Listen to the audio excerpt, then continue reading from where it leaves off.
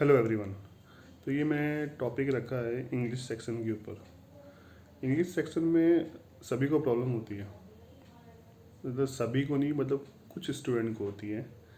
लेकिन जो कुछ स्टूडेंट है तो उनको वो इंग्लिश समझ में तो आती है, लेकिन बोलते हैं कि हम सही से उसको समझ में तो आ गई, लेकिन सही से समझ में भी फिर भी नहीं पाते।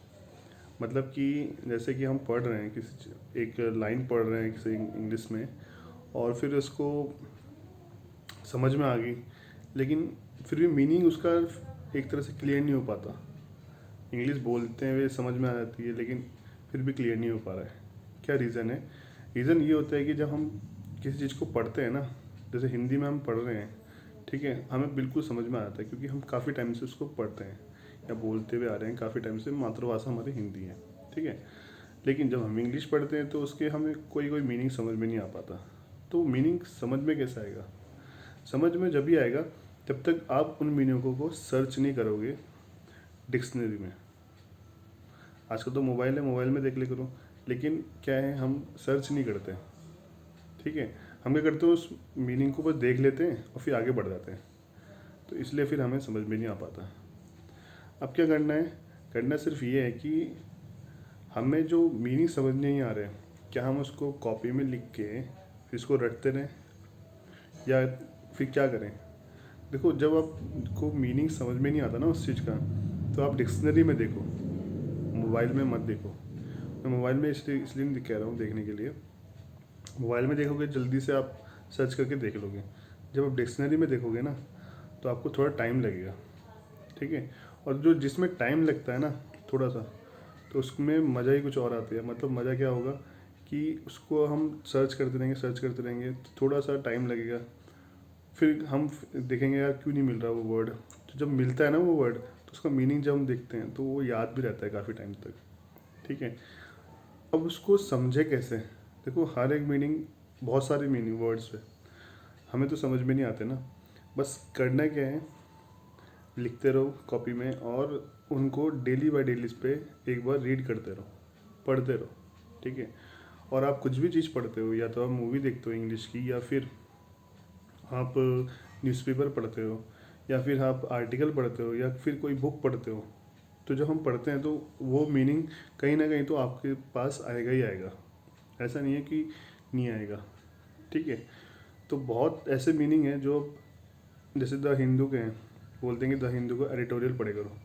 ज़रूरी नहीं है एडिटोरियल पढ़ो आप फ्रंट पेज का पहला पहला आर्टिकल भी पढ़ सकते हो, वो भी है। आपको जो अच्छा लग रहा है वो पढ़ो, पहले पहले बिगिनर्स के लिए, ठीक है। फिर उसके बाद स्टार्टिंग करे करो। अगर आप ये चीज़ करोगे तो बहुत अच्छा रहेगा। फिर अब फिलर कैसे करें? फिलर की बात कर लेते हैं। फिलर कैसे होंगे? देखो, हर हर एक एग्ज़ाम में अलग अलग फिलर्स आते हैं। जैसे मेन में अलग आ रहे हैं, ठीक है, पीओ में अलग आ रहे हैं, और प्री में अलग आ रहे हैं। सब में अलग अलग आते हैं, क्लर्क में अलग आते हैं। तो उनको कैसे समझें? देखो, अगर आप, एक बुक है, मैंने वर्ड पावर मेड इजी, ठीक है, उसमें भी काफ़ी अच्छा आता है, मतलब वर्ड्स काफ़ी अच्छे हैं, उससे भी आप पढ़ के सीख सकते हो। लेकिन मैं तो बोलता हूँ कि आप डेली बेसिस पे एक आर्टिकल लो, उसमें से कुछ वर्ड्स एनालाइज करके अपनी कॉपी में लिखते रहो। जब वो कॉपी भरती रहेगी, जब दूसरी कॉपी भरेगी, तीसरी कॉपी भरेगी, चौथी कॉपी भरेगी, तो आपको खुद ही आइडिया होता जाएगा कि मैंने कितने वर्ड्स अब तक लिख चुके हैं, कितने वर्ड्स का मुझे अब तक पता है। तो वहाँ आपको बहुत अच्छा आइडिया हो जाएगा, ठीक है। ये भी सोचो कि जैसे कभी भी मिरर के सामने बैठ जाया करो, और अपना आप सोचे करो कि सामने वाला मिरर में जो बैठा है वो कोई और दूसरा पर्सन है, और जहाँ मैं बैठा हूँ मैं हूँ वो। तो आपस में इंग्लिश में एक बार कन्वर्सेशन करे करो, उसको बोले करो कि ऐसे बोलना है, फिर आप बोले करो। तो इसमें भी इंग्लिश सुधरती है, ठीक है। कोई दूसरे से अगर आप बोलते हो तो ये बोले, वो तो यही बोलेगा आपको फिर कि भाई तो वो क्या बोलते हैं, अंग्रेज बन रहा है। अगर ये बोलते हैं तो उनसे दूसरे से हट जाओ। तो अपने आप सीखो, जितना अपने आप सीखोगे उतना आपका सही रहेगा, ठीक है। इंग्लिश बोलना बहुत इजी होता है, लेकिन इंग्लिश लिखना वो भी इजी होता है, लेकिन जो फिलर्स होते हैं वो इतना इजी नहीं होता, ठीक है। उनके लिए हमें 4 वर्ड जो दिए जाते हैं वो सारे एक सेम ही रहते हैं, बस उसमें से एक हमें सेलेक्ट करके हमें टिक करना पड़ता है।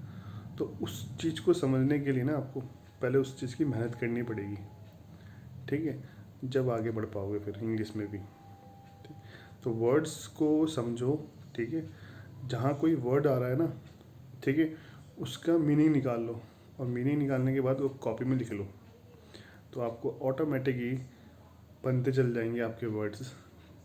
देखो कोई नहीं सिखाएगा आपको, मैं सच बता रहा हूँ, कोई नहीं सिखाने वाला, आपको खुद ही सीखना पड़ेगा। ग्रामर है, ग्रामर के लिए क्या करो आप, बहुत रिसोर्सेज है ग्रामर के लिए। आपको सबसे पहले क्या करना है, सबसे पहले पढ़ो कंजक्शन, प्रिपोजिशन, उसके बाद टेंस पढ़ो, फिर नाउन, सब्जेक्ट वर्ब एग्रीमेंट, ठीक है, प्रोनाउन। तो सबसे पहले कंजक्शन प्रिपोजिशन मैंने क्यों बोला, क्योंकि इनमें ही आपके जो छोटे छोटे वर्ड्स होते हैं वो आ जाते हैं सारे, ठीक है ना, कंसिक्वेंटली और themselves, his, him, our, that, those, ये सारे वर्ड्स आ जाते हैं आपके, तो हमें अच्छी तरह से याद हो जाते हैं। फिर अगर उनका मीनिंग पता है तो आप अच्छी तरह से पढ़ पाओगे। फिर उसके बाद टेंस पढ़ लेना। फिर टेंस तो आपको आने ही चाहिए, मैं ये नहीं बोलता। सब्जेक्ट वर्ग एग्रीमेंट बहुत इंपॉर्टेंट है, एग्ज़ाम बेस के लिए भी बहुत इंपॉर्टेंट है, ठीक है। ग्रामर को अपनी अच्छी कर लो। अब बोलते हैं कि ग्रामर सारी कैसे पढ़े, पढ़ने का कोई नहीं बोल रहा है, हर चीज़ नहीं पढ़नी सबको, कुछ कुछ पॉइंट पढ़ने हैं हमें, ठीक है, जो हमारे एग्ज़ाम बेस के रहते हैं। एग्ज़ाम बेस के पढ़ोगे वो बहुत बढ़िया रहेगा। अगर इस चीज़ में आप अभी नहीं सुधरे तो आगे चल के बहुत बड़ी प्रॉब्लम होने वाली है। पेपर ऐसे निकलते चल जाएंगे, इंग्लिश में रहते जाओगे, फिर निकलते चल जाएंगे, फिर इंग्लिश में रहते जाओगे, तो वो आपका एक कोई सॉल्यूशन नहीं बनता। अभी भी टाइम है, इन चीज़ को सुधार लो, आगे बहुत काम आने वाला है।